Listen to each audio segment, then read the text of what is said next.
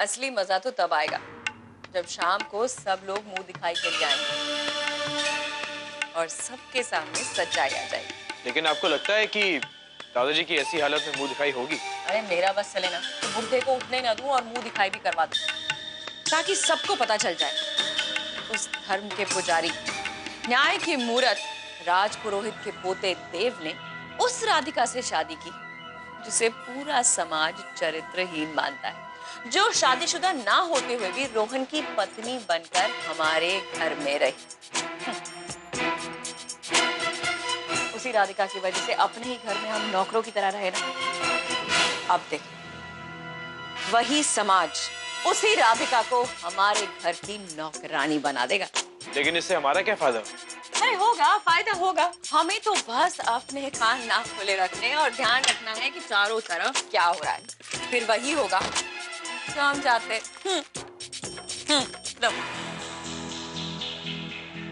वहाँ बाबूजी की तबीयत खराब है, यहाँ बिस्किट खा रही जनाब है।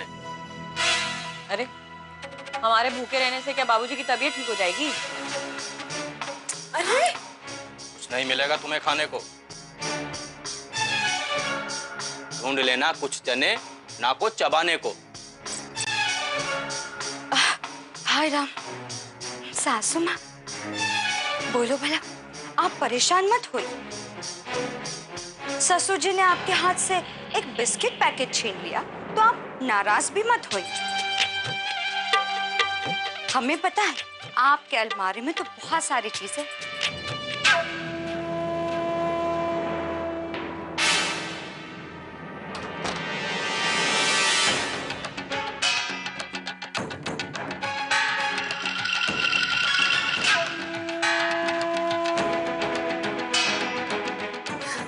हम भी आते हैं।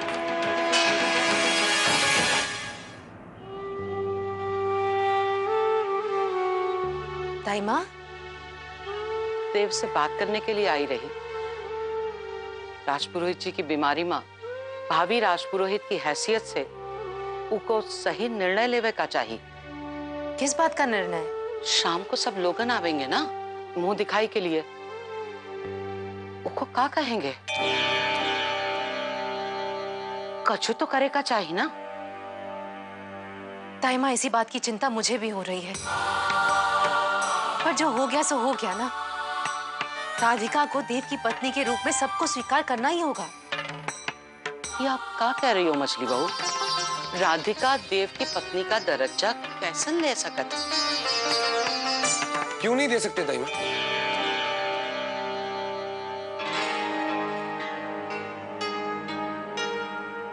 राधिका मेरी पत्नी है, ये दर्जा उसी का रहेगा और उसे ये सम्मान देना मेरा सबसे पहला पति धर्म है। पति का धर्म तो कोई याद है, बेटे का धर्म याद ना है। एक राजपुरोहित का धर्म होवे है, ये तो कोई याद ना है। राजपुरोहित जी की हालत तुझसे छिपी ना है, कौन जिम्मेवार है के लिए?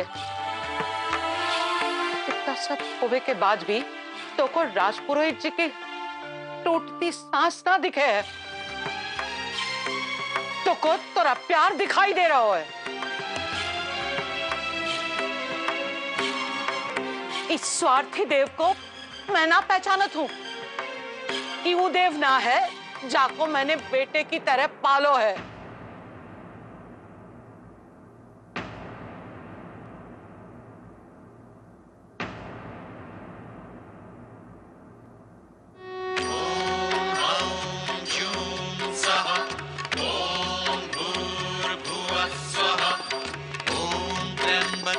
यजामहे सुगंधिं पुष्टिवर्धनम् उर्वारुकमिव बन्धनात् मृत्योर्मुक्षीयमामृतात्। छोटी बहू, छोटी बहू। ये परायो है, परायो। ऐसी सब बातें मत करिए ताई। आप जानती हैं दादाजी का ठीक होना मेरे लिए कितना जरूरी है। उनका हाथ मेरे सिर पर होना कितना जरूरी है आप जानती हैं, मुझे बताने की जरूरत नहीं है आपको।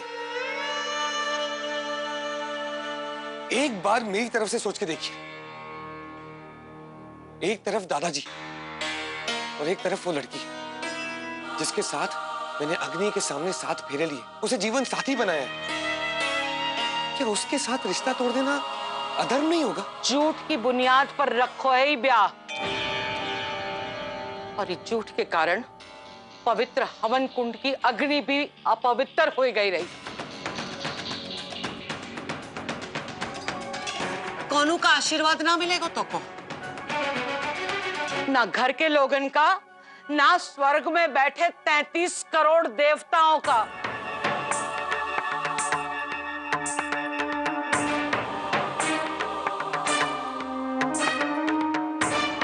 मुझसे और राधिका से झूठ कहा गया था, लेकिन हमने तो उसे सच्ची माना। हमारे मन में तो सच्चाई थी, हमारा मन पवित्र था। तो फिर इस शादी को झूठ मानना उसका सवाल ही पैदा नहीं। मेरी जिंदगी का सबसे बड़ा सच यही है कि राधिका मेरी पत्नी है, और इस सच को कोई नहीं झुठला सकता। ना घर के लोग, ना स्वर्ग में बैठे 33 करोड़ देवता।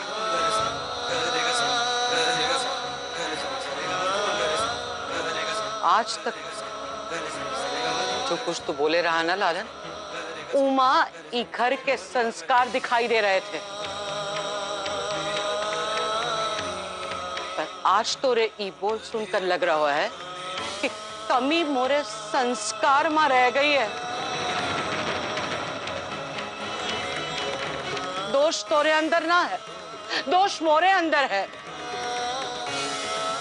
मोरी परवरिश माँ है, मोरे लाड़ प्यार माँ है, मोरे संस्कार कम पड़ गए लालन, मोरे संस्कार। ताईमा,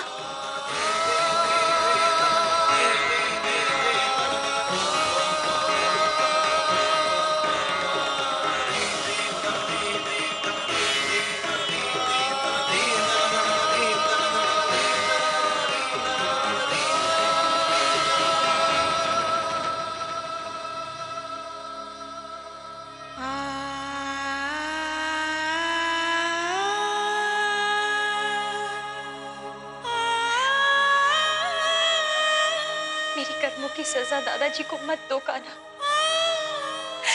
मुझसे जो भी गलती हुई है, मैं उसकी सजा भुगतने के लिए तैयार हूँ।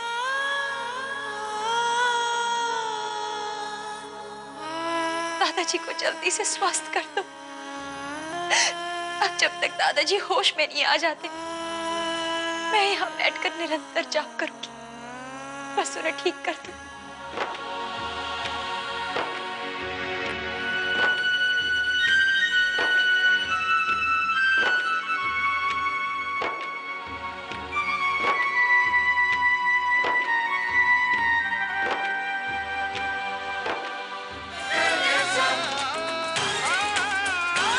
मेरी और देव बाबू की शादी की सच्चाई दुनिया को कभी पता नहीं चलेगी।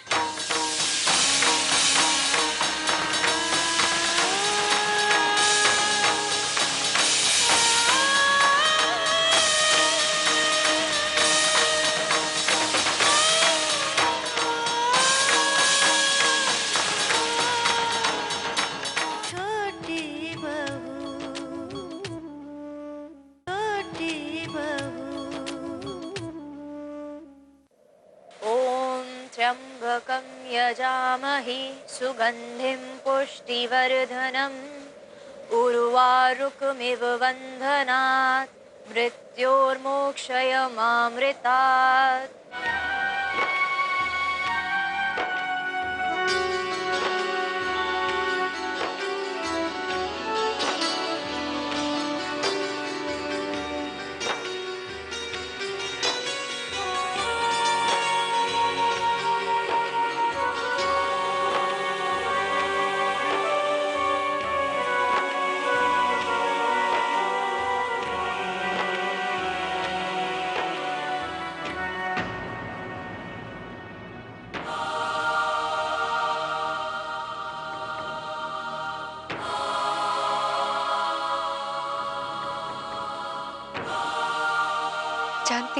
दादाजी कि मैंने आपका दिल बहुत दुखाया है। आपने मुझ पर इतना विश्वास किया और मैंने आपसे झूठ बोला। मुझे माफ कर दीजिएगा। फिर मैंने जो कुछ भी किया देव और राधिका की खुशी के लिए किया। दादाजी आप नहीं जानते, देव और राधिका बचपन। तू दादाजी को हमारे बचपन के विवाह के बारे में बिल्कुल नहीं बताएगी।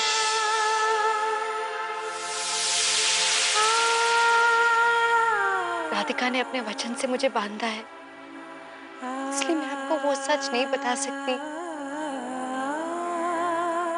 लेकिन आप वो सच जान जाते तो आप भी कहते कि मैंने जो किया सही किया। आपको ठीक होना ही पड़ेगा। वो बिना अंजल ग्रहण किए आपके लिए प्रार्थना कर रही है दादाजी। आंखें खोलिए दादाजी।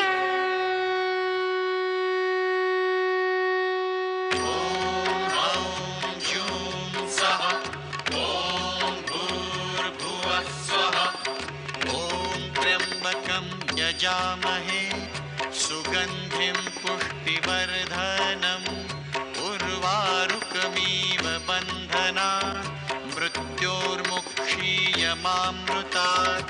ॐ स्वः भुवः भूः ॐ सः जूं हौं हौं जूं सः ॐ भूर्भुवः स्वः। त्र्यंबकं यजामहे सुगंधिं पुष्टिवर्धनम् उर्वारुकमिव बन्धनात् मृत्योर्मुक्षीयमामृतात्।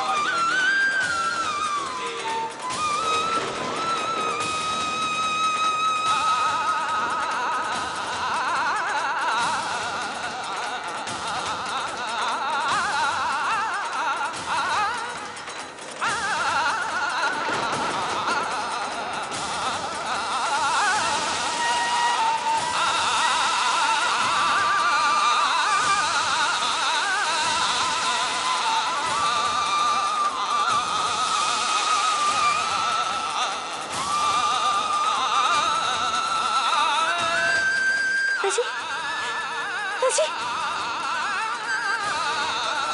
अरे कोई है? दादाजी को होश आ गया। दादाजी, दादाजी, अंकल, दादाजी को होश आ गया। आप जल्दी से डॉक्टर को खबर कीजिए। दादाजी को होश आ गया। मैं अभी जाके सबको बताता हूँ और डॉक्टर को फोन करके आता हूँ। अरे नर्स! दादाजी,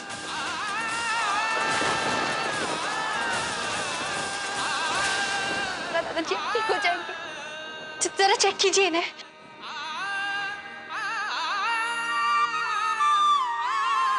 राधिका,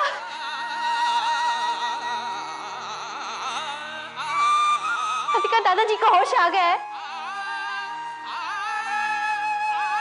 लगता है दवाइयों का असर हो रहा है।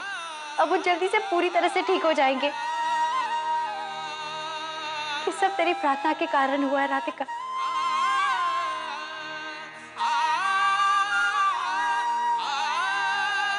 वो तुम्हें जरूर स्वीकार कर लेंगे। मैं उनसे बात करूंगी, मैं उन्हें समझाऊंगी। तो तुम्हें अपना वचन वापस लेना होगा, क्योंकि इस बार मैं दादाजी को तेरी बचपन की शादी के बारे में बताने वाली हूँ।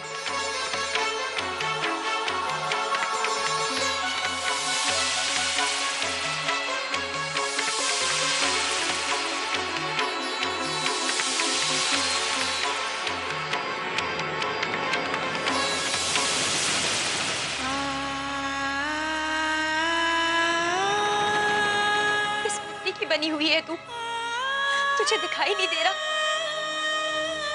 मेरे और देव बाबू की शादी की वजह से आज दादाजी को दिल का दौरा पड़ा है। तुझे समझ में नहीं आ रहा है कि इन सब की वजह सिर्फ तू है? और अब दादाजी के होश में आने के बाद तू चाहती है कि हमारी शादी की बात उनके सामने आए? बरका, मैंने तुझे अपना सबसे अच्छा दोस्त माना था, पर तूने मेरे साथ क्या किया? राधिका, मैंने जो किया वो एक दोस्त की हैसियत से ही किया, तेरी खुशी के लिए किया। खुशी? ये है मेरी खुशी? दादाजी जिंदगी और मौत के बीच में जूझ रहे हैं। मेरा परिवार आज मातम मना रहा है और तू इसे मेरी खुशी कहती है? क्यों किया तूने मेरे साथ ऐसा? क्यों किया? क्यों कहा मुझसे झूठ? क्यों कहा कि दादाजी हमारी शादी को मान गए हैं? क्यों धोखे से तुमने मुझे दादाजी से आशीर्वाद दिलाया? क्यों किया मेरे साथ तूने ऐसा? मैंने सोचा नहीं था कि मेरे झूठ से इतना सब हो जाएगा। तेरे इस झूठ ने ना मुझे पापी बना दिया है, अधर्मी बना दिया है मुझे। तेरे इस झूठ की वजह से आज मेरे और देव बाबू के रिश्ते पर एक ऐसा कलंक लगा है जो कभी नहीं धुल पाएगा, कभी नहीं धुल पाएगा।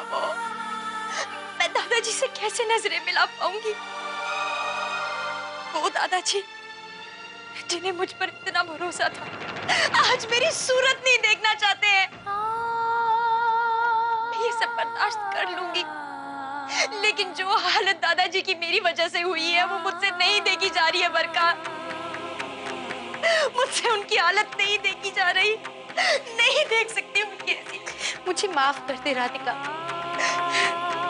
मैंने कभी सोचा भी नहीं था कि हालात इस कदर बिगड़ जाएंगे कि जिस झूठ के बल पर मैं तेरे चेहरे पर खुशी लाना चाहती थी, उसी झूठ ने इस घर की खुशियां छीन ली।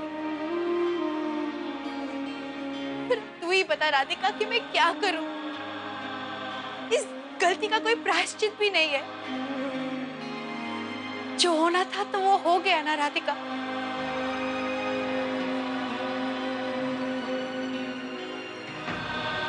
ठीक कहा तूने बरका, जो होना था वो हो गया, लेकिन इस मुश्किल का हल है। तेरी गलती का प्रायश्चित मैं करूंगी। हल ये है कि मेरी और देव बाबू की शादी की सच्चाई किसी को पता नहीं चलेगी।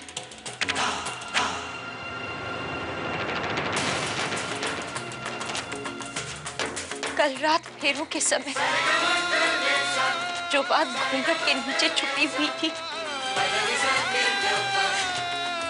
वो सच्चाई दुनिया के सामने अब कभी नहीं आएगी। मेरी और देव बाबू की शादी की सच्चाई दुनिया को कभी पता नहीं चलेगी।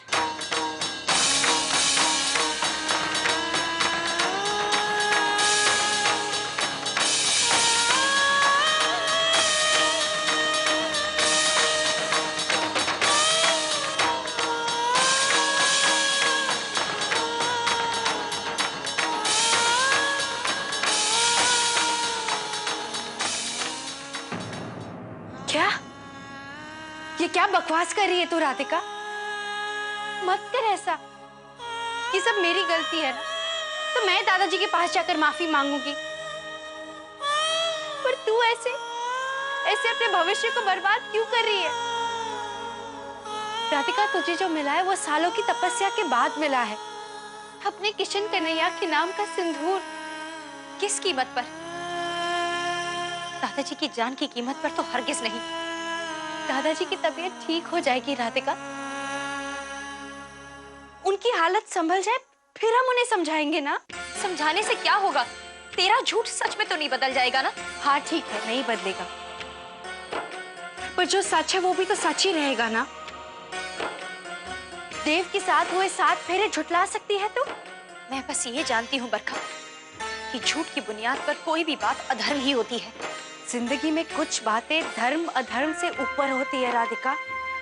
सही कहा तूने बरखा, जिंदगी में कुछ एक बातें धर्म अधर्म से ऊपर होती है और आज वो बात दादाजी की जिंदगी की है,